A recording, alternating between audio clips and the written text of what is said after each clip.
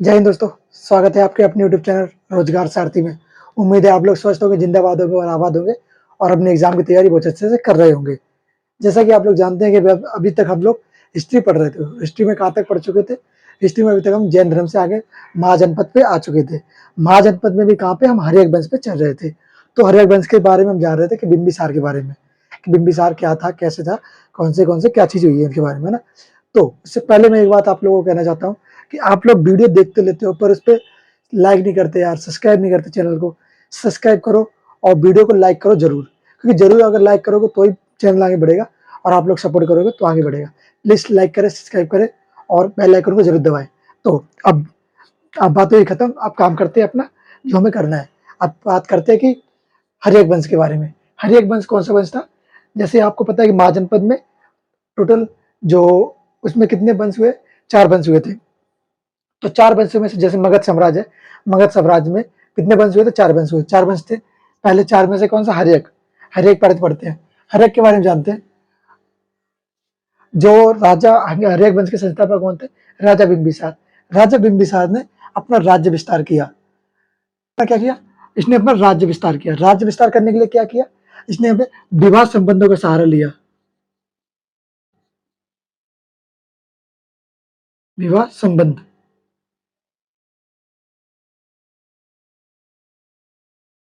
विवाह संबंध कैसे? कि ये ना अलग अलग राज्यों से, जैसे इनका कोई किसी राज्य को जीत लिया इसने, तो राज्य जीता तो वहां पे इसने अपने लड़के की या किसी से शादी करवा दी। तो इसने ऐसे किया कि विवाह संबंध बनाता चला गया, राज्य हड़पते चला गया। तो इसकी विस्तार नीति थी कि अपने राज्य को ऐसे बढ़ाया जा सकता है। तो इसने ये विस्तार नीति, अपनी राज्य विस्तार नीति, जिसमें क्या है, विवाह संबंधों का सहारा लिया। जैसे कि आप जानते क्या क्या हुआ? जैसे महाकौशल, महाकौशल कौशल नरेश प्रजापति की बहन काशी दहेज, इन्होंने शादी करी। तो इन्होंने इससे शादी करी तो इन्होंने ये जो प्रजापति थे इन्होंने इनको क्या दिया? बिंबिसार को काशी दहेज में दे दी। किसने दी? प्रसेनजीत ने, नरेश प्रसेनजीत ने दे दी। कौशल नरेश प्रसेनजीत ने अपनी बहन की शादी बिंबिसार से करी। बिंबिसार को क्या उन्होंने दे दिया? विवाह में दे दिया, दहेज में, काशी दहेज में दे दिया। ओके। जिनकी पुत्री से चेटक, चेटक की पुत्री, इनका चेटक जो था ना, इनका बेटा, इनकी शादी इसके साथ कर दी, चेटक की पुत्री के साथ। तो ये विवाह संबंध बन गया। छेमा, छेमा जो कि मध्य प्रदेश की राजकुमारी थी, इनसे भी विवाह संबंध बनाया इन्होंने। तो ये विवाह संबंध बनाते जा रहा है।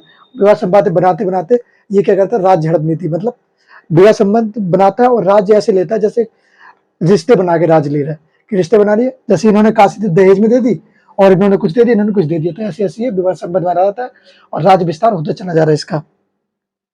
बिंबिसार, बिंबिसार प्रारंभ में तो बौद्ध धर्म को मानता था।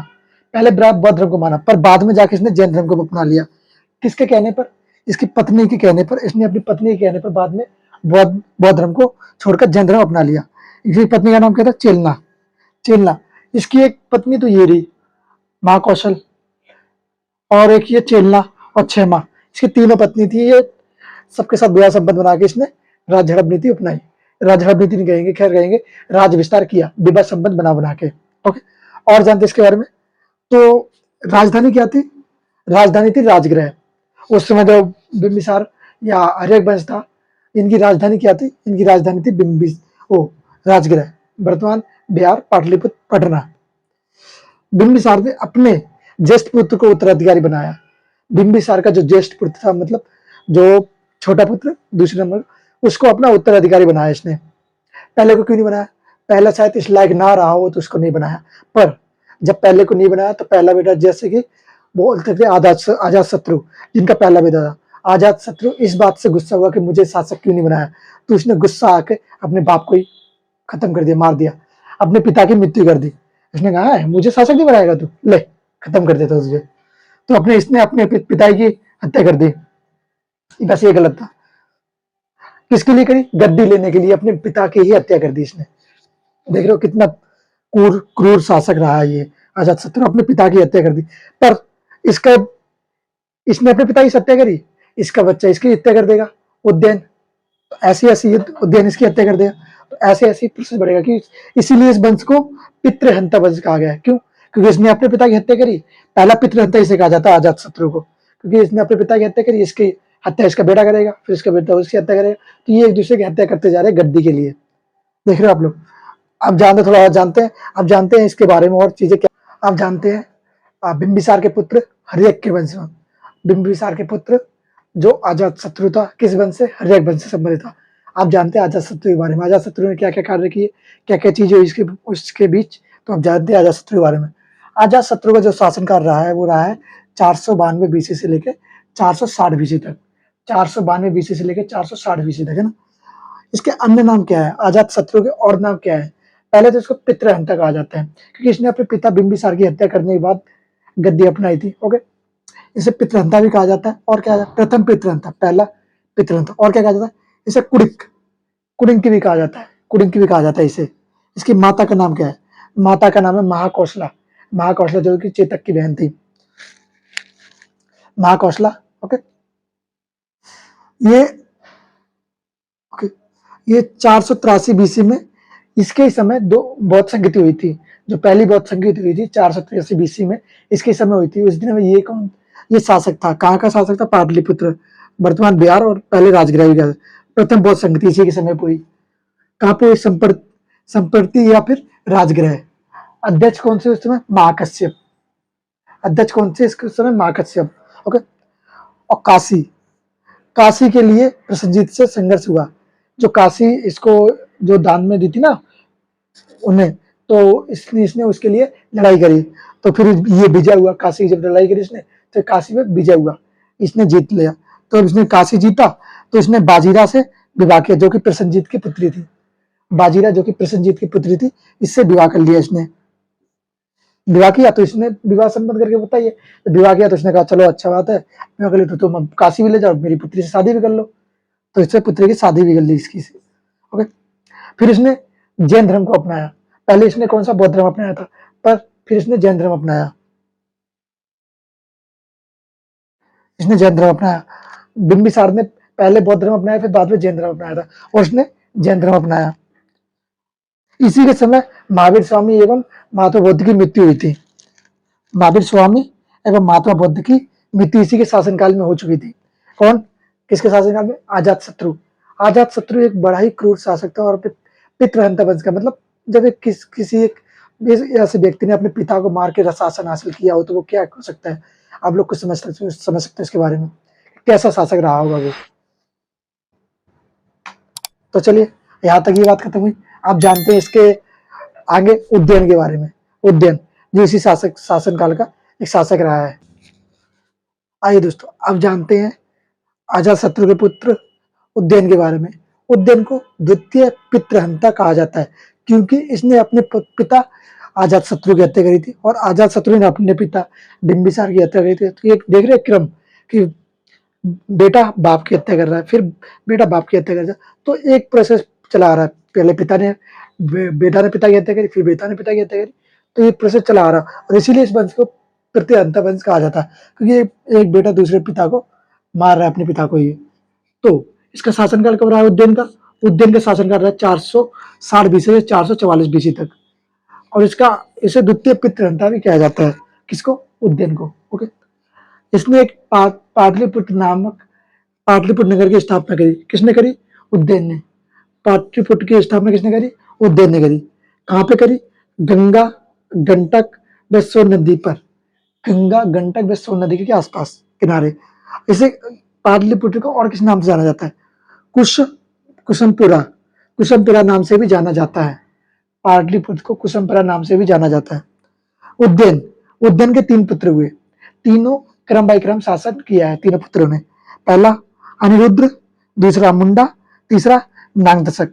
नागदशक हर्यक वंश का अंतिम शासक था, और इसकी हत्या इसके मंत्री नागदशक ने ही की थी। उसका नाम भी नागदशक ही था, तो उसकी हत्या उसके मंत्री नागदशक ने की थी। उसके आप जानते हैं ये वंश खत्म हो गया, अब होगा नागदशक ने की, तो अब आएगा नागदशक वंश होगा, उसके बाद आएगा शिशुनाग वंश। शिशुनाग वंश के बारे में आइए दोस्तों, आप जानते हैं थोड़ा उससे आगे जब हर्यक वंश हुआ, तो उसके आगे एक और वंश हुआ, उसका नाम है शिशुनाग वंश।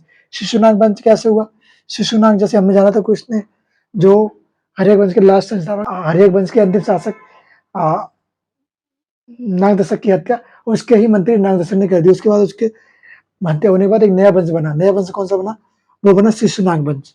शिशुनाग वंश, इसकी स्थापना कब किसने करी? शिशुनाग ने। शिशुनाग ने करी। कब करी? कब से कब तक ये वंश रहा? तो ये 412 से लेके 394 बीसी तक ये किसका रहा? शिशुनाग। शिशुनाग वंश ये रहा। इसकी राजधानी, शिशुनाग वंश की राजधानी थी वैशाली। शिशुनाग वंश की राजधानी वैशाली। ओके। शिशुनाग ने अवंती को जीता।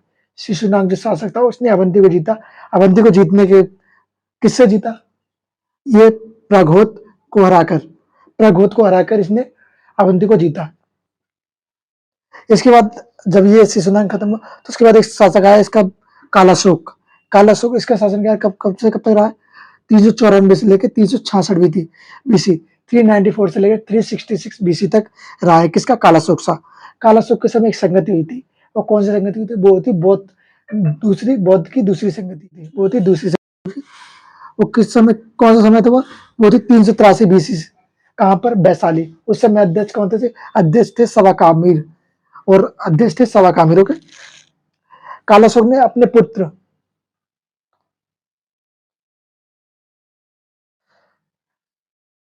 सॉरी कालाशोक ने पुनः पाटलिपुत्र को राजधानी, पहले कोई और दूसरी राजधानी थी पर दोबारा बाद में पाटलिपुत्र को राजधानी बनाया। किसने? कालाशोक ने। इसके 10 पुत्र हुए। 10 पुत्र में से नंदीवर्धन अंतिम शासक रहा है। कालाशोक का 10 पुत्र थे, 10 में से अंतिम शासक नंदीवर्धन रहा है। नंदीवर्धन की हत्या पद्मनंद ने कर दी। नंदीवर्धन जो शासक थे उसकी हत्या पद्मनंद ने कर दी। पद्मनंद ने फिर नंदवंश की स्थापना करी। कैसे करी थी? युद्ध हुआ हुआ एकदम, तो एक दिन गया नंदीवर्धन जा रहा होगा तो माँ पद्मनंद ने लिया चाकू घुसेड़ दिया पक, और इसकी हत्या कर दी। तो हुआ क्या? छुरा भोंक कर हत्या कर दी। किसकी? किसने करी? नंदीवर्धन की हत्या किसने करी? माँ पद्मनंद ने। कैसे? छुरा भोंक कर। फिर इसने नया शासक की स्थापना, नए वंश की स्थापना की। किसने? माँ पद्मनंद ने। कौन सा वंश था? वो था वंश था नंद वंश। नंद वंश की स्थापना करी। अभी तक हमें जहां तक पढ़ चुके अभी यहीं पे पढ़ते हैं। फिर इसके आगे अब हम पढ़ेंगे नंद वंश के बारे में। नंद वंश के बारे में आपको नेक्स्ट वीडियो में मिलेगा। ये वीडियो थोड़ी लंबी हो जाएगी, मैं चाहता हूँ कि वीडियो थोड़ी कम ही रहे, जैसे देखने में भी आपको सुविधा हो, ज्यादा दिमाग में प्रेशर भी ना पड़े। तो अगर वीडियो अच्छी लगी है तो लाइक कीजिए, सब्सक्राइब कीजिए और कमेंट जरूर कीजिए, और हमें कमेंट करके बताइए कि वीडियो कैसी लगी। जय हिंद, जय भारत।